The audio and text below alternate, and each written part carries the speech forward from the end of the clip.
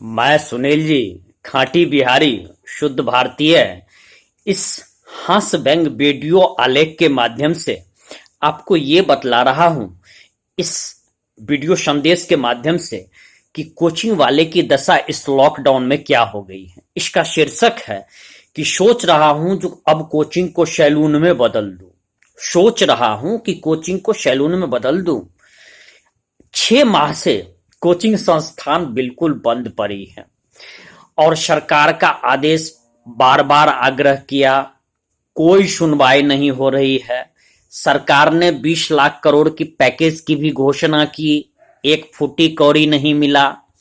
Bank खुले हुए हैं, बीमा खुले हुए हैं, बाजार खुले हुए हैं, कपड़े की दुकान खुले हुए हैं, सब्जी की दुकान खुली हुई है, दवा के दुकान खुले हुए हैं, सब कुछ खुला हुआ है। सैलून खुला हुआ है, मिठाई के दुकान खुले हुए हैं, होटल भी खुले हुए हैं, मॉल खुले हुए हैं, सब कुछ खुला हुआ है। लेकिन कोचिंग संस्थान को खुलने का आदेश दिया ही नहीं जा रहा है।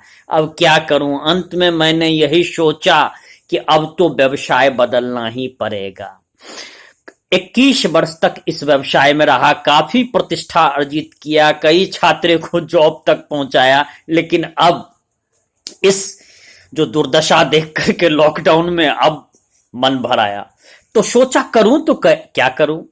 सबसे पहले सोचा कि इलेक्शन में टिकट ले लेता हूं। विधानसभा का चुनाव होने वाला है, सबसे ज्यादा फायदा है कि कहीं से विधायक का टिकट मिल जाए और जीत जाऊं तो फिर तो बल्ले बल्ले है, क्योंकि यदि जीत जाऊंगा तो फिर वेतन मिलेंगे।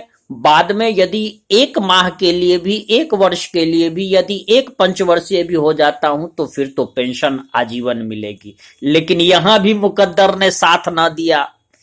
दिक्कत यह है कि जिस क्षेत्र में मेरा जन्म हुआ है, जहां से मैं आता हूं, वो अनुसूचित जाति के लिए आरक्षित है और मैं इस वर्ग से नहीं आता हूं, तो मेरा टिकट तो वहां से कट गया। अब दूसरा सोचा जो क्या करूं, तो सोचा कि कपड़े की दुकान खोल लूं कोचिंग संस्थान में। लेकिन इतनी बड़ी पूंजी कहां से लाऊं? कपड़े की दुकान में 25 लाख 30 लाख की पूंजी लगती है। खाने के लिए तो पैसे नहीं है, फूटी कौड़ी नहीं है, तो यहां इतने रुपए कहां से लाऊं?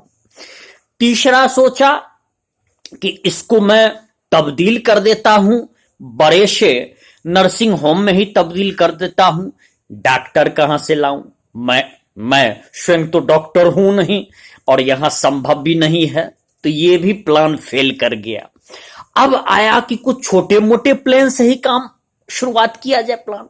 तो मैंने सोचा कि सब्जी की दुकान सबसे अच्छी रहेगी। यदि ठेला लेकर के सब्जी बेचता हूं, घूम घूम करके बेचूंगा तो अच्छी आमदनी हो जाएगी। सुबह से लेकर के शाम तक बेचूंगा तो उसमें खाने भर के लिए तो पैसे जरूर चलेंगे। तो मैं ठेला भाड़ा पर लेने के लिए गया, तो ठेला वाले ने कहा 150 रुपए का प्रतिदिन लूंगा।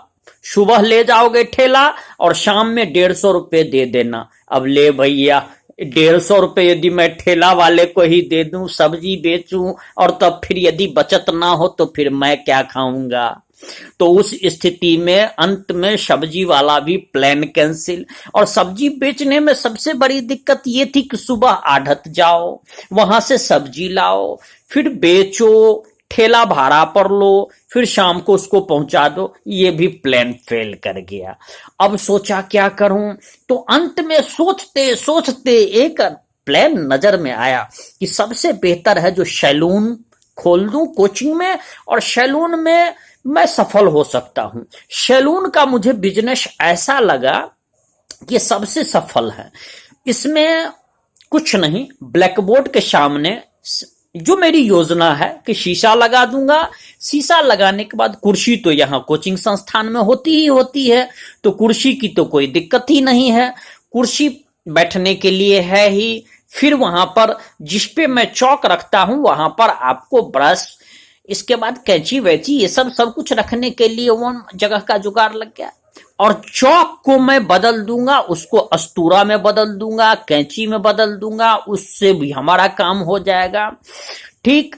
और ब्रश के लिए तो कोई दिक्कत नहीं है, ब्रश के लिए तो जो डस्टर वाला है उसका ऊपर वाला उखाड़ करके उसको मैं ब्रश बना दूंगा। और इस तरह से जो है इसमें सबसे अच्छा, और मेरा रेट भी जो खोलने वाला हूं ये सैलून, उसमें रेट मेरा सबसे सस्ता होगा। मैं मात्र 2 रुपए दाढ़ी का लेने वाला हूं, बाल का मात्र 3 रुपए लेने वाला हूं। बाल कटिंग दाढ़ी के लिए मात्र 2 रुपए। अब दाढ़ी में भी दो बातें हैं। एक, यदि मान लीजिए कि अब तो लड़के बच्चे तो अब मान लीजिए मोछ रखते ही नहीं है, तो वहां तो मुझे कोई टेंशन नहीं। अब तो सारे जितने भी युवक हैं सब निमोछिया हैं, सफा चट हैं, कहीं कोई दिक्कत नहीं है उनको। अब तो सेना में जाना भी पसंद नहीं करते हैं, वहां सैनिक उनिक होते थे तो वो मोछ रखते थे, अब तो वो बिल्कुल निमोछिया हैं।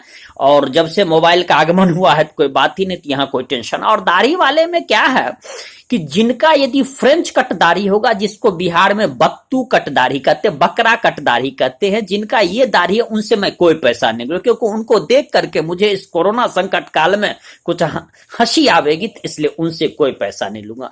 और दाढ़ी तो बनाने के लिए ये मेरा रेट है। बाल में जिनकी बाल सघन है उनसे मैं आपको, जिनका बाल सघन है उनसे मैं 10 रुपए लूंगा।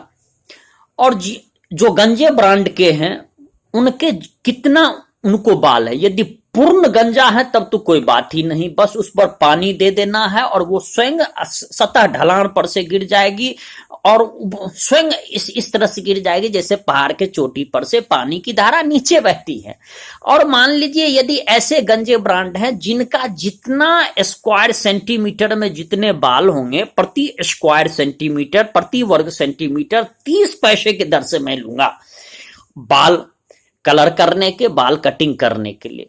कलर करने के लिए भी मेरे पास वो ब्रश नहीं है, लेकिन पोचाड़ा करने वाला है, उससे मैं मान लीजिए किसी भी तरह से काम चला लूंगा। और मैं डाई करने का, बाल कटिंग का मात्र 10 से 12 रुपया लेने वाला।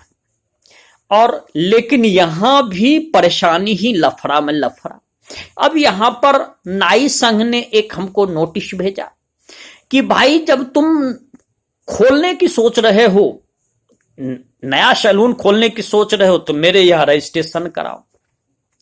तो मैंने कहा रजिस्ट्रेशन कराने के लिए क्या करना होगा? तो उसने कहा रजिस्ट्रेशन कराने के लिए तुमको सबसे पहले 500 रुपए देनी होगी, और फिर तुमको जो रेट लिस्ट है उसके अनुसार काटना होगा। भैया अरे खाने का संकट है, भोजन के लिए मोहताज हो, जीने तो दूं, यदि मैं वो रेट लूंगा तो मेरे यहाँ कौन आवेगा कटाने के लिए।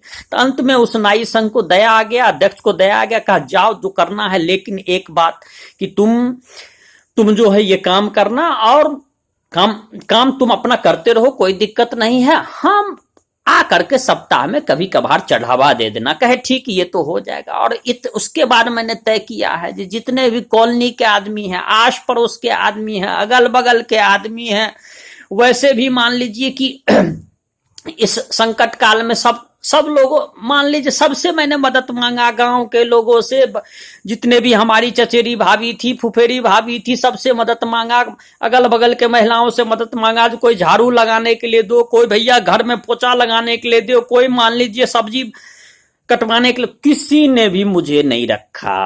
अब समस्या ये है, तो अंत में सैलून खोल रहा हूं और सभी कॉलोनी के अगल बगल आस पड़ोस भाई जो भी हैं संबंधी, सबको फ्री में मैं शेविंग करूंगा, फ्री में बाल उसमें कटिंग करूंगा, डाई करूंगा, और इसमें यही मेरा प्लान है। और सरकार ने तो बिल्कुल ध्यान ही न दिया, आग्रह करते करते थक गया, सब कुछ खुल गया, कोचिंग संस्थान बंद है, खाने पर आफत है। इसीलिए अंत में मैंने निर्णय लिया कि अब मैं कोचिंग संस्थान को सोच रहा हूं जो सैलून में बदल दूंगा। आप सभी तमाम जितने भी हमारे अगल बगल और शहर के निवासी हैं, गांव के निवासी हैं, मेरे सैलून में पधारे। सबसे सस्ता, सबसे सामान्य, सबसे कम रेट में मैं दाढ़ी बनाऊंगा, इसके बाद बाल कटिंग करूंगा, चाहे आप जैसा मुर्गा कट दाढ़ी बनाओगे, मुर्गा कट दाढ़ी नहीं बल्कि बकरा कट दाढ़ी बनाओगे, उसकी भी व्यवस्था है। मुर्गा कट बाल कटाओगे, उसकी भी व्यवस्था है। मुर्गा कट का कोई चार्ज नहीं। ABCD बाल लिखा हुआ चाहते हो तो A से Z तक लिख दूंगा, सब कुछ की व्यवस्था है। मैं सुनील जी खाटी बिहारी सैलून खोलने की सोच रहा हूं, ध्यान दीजिएगा और आपका आशीर्वाद मिलेगा तो कम से कम खाने की जुगाड़ हो जाएगी। सरकार अब तो सुनो, अब तो स्थिति कोचिंग वाले की, भले हास्य बैंक के अंदाज से बोला लेकिन वस्तु स्थिति है कि हर कोचिंग वाले जितने भी हैं उनको खाने पर आफत की हो गई है। जय बिहार जय भारत।